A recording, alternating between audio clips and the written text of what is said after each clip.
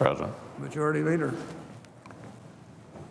Last week, President Trump gave his first major address to the nation. The week before, President Obama gave his last. These are different men. They come from different parties, but their speeches were more similar than you might think, and there were some common themes. The world is dangerous. Our economy isn't living up to its potential. Americans are divided, worried about their futures, and don't feel like Washington is listening. Here's one quote. Too many families in inner cities and rural counties have been left behind. The laid-off factory worker, the waitress or healthcare worker who's just barely getting by and struggling to pay the bills, convinced that the game is fixed against them, that their government only serves the interests of the powerful. That's a recipe for more cynicism and polarization in our politics. That, Mr. President, was former President Obama at the end of his term.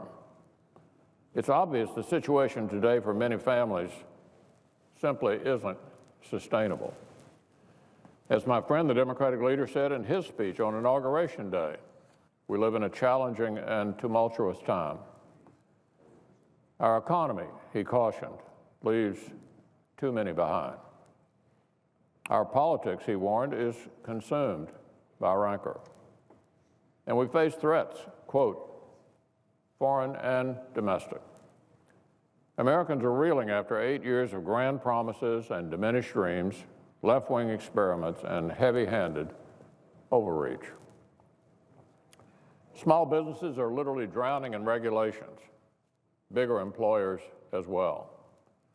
College graduates are struggling to make it and too often simply move back in with their parents.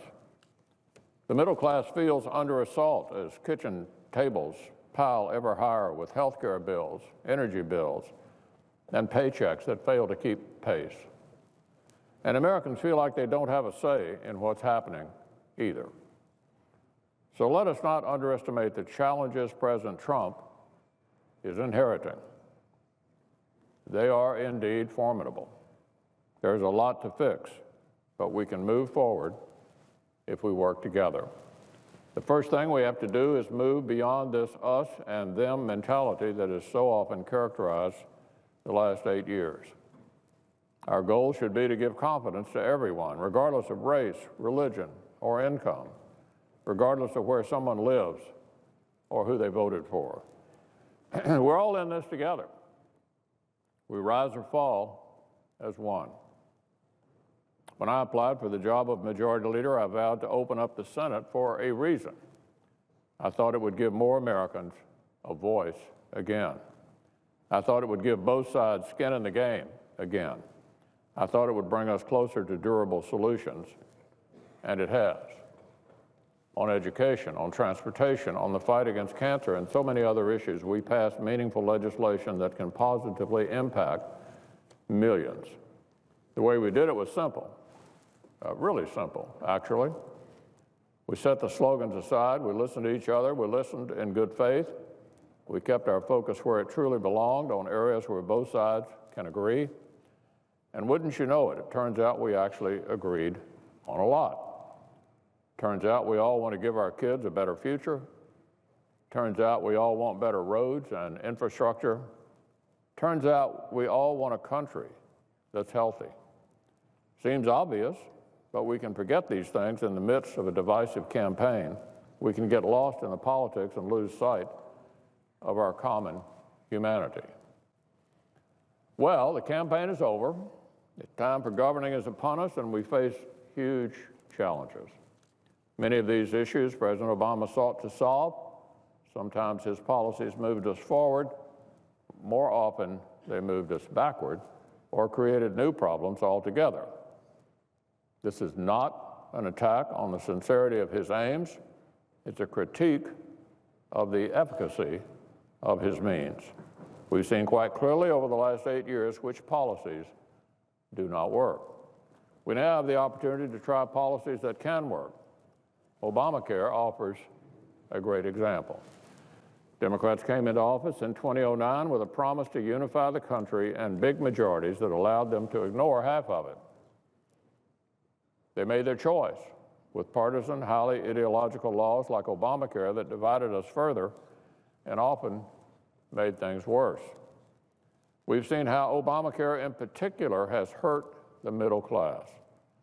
Choices are dwindling, costs are skyrocketing, and too many middle-class families don't know how much more they can sustain. This is why we promised to repeal and replace Obamacare, and this is why we meet our responsibility. We will meet our responsibility to do so. Obamacare came into this world on a party line vote and a flurry of executive action, and it can leave the same way.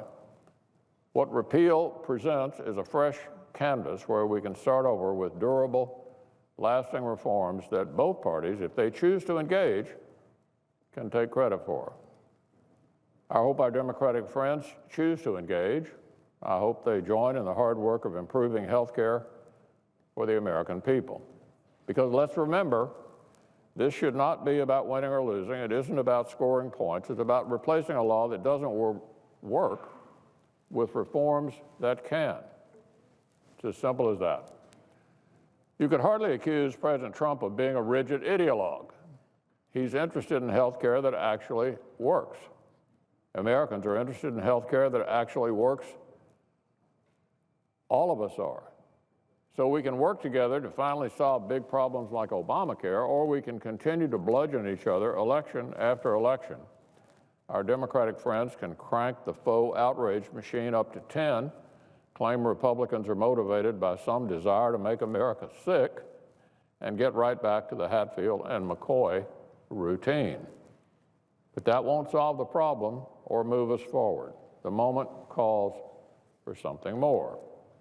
The question now is whether we have the courage to begin binding our national wounds, whether we can fight about the things that divide us forever, or can we take a moment to finally move forward as one country? One way to begin moving forward is by proceeding with confirmations without delay, especially when it comes to key national and economic security nominees. Tonight we'll vote on the nomination of Mike Pompeo to be director of the CIA. He enjoys overwhelming support to be confirmed, just as we know that many other cabinet nominees command sufficient support as well. So let's confirm them now, and let's never forget how Republicans worked with the administration of former President Obama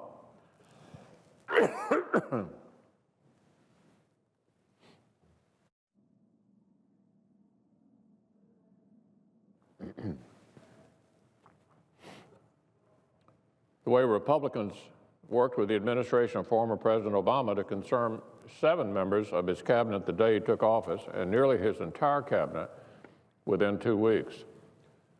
Both parties appear to agree that our economy, our health care, and our politics need fixing. So let's get down to fixing them. Let's join hands and move forward. The American people are ready for solutions, and after 8 long years, they're ready for Democrats to work with Republicans to deliver them.